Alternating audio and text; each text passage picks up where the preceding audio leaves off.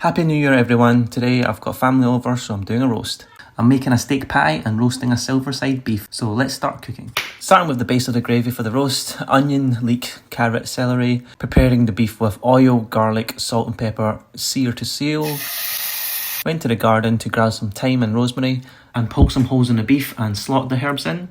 Now it's time to go in the oven at 160 degrees. By this time I got hungry myself and I made some leftover noodles. Starting with the veggies, I'm peeling for the roast potatoes. For the cauliflower cheese, cut up and boil. Take the potatoes off the boil and be generous with the oil. My favourite part of a steak pie is the soggy part of the pastry where it meets the gravy.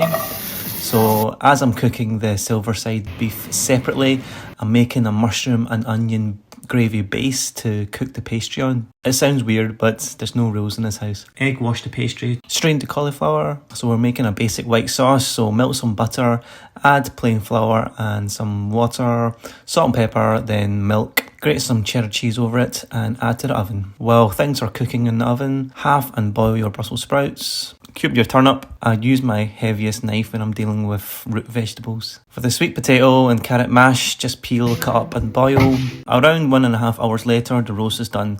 Cover with foil and leave to rest. The veggies and the meat juice in the roasting tray is the base of the gravy. The moment of truth here, carving the beef. Maybe next time I'll reduce the cooking time so it's a bit more medium. About this time our guests arrived, so we set the table and here's the spread. We've got the sweet potato mash, the turnip, the cauliflower cheese, the pastry, the roast beef with Brussels sprouts and the roast potatoes.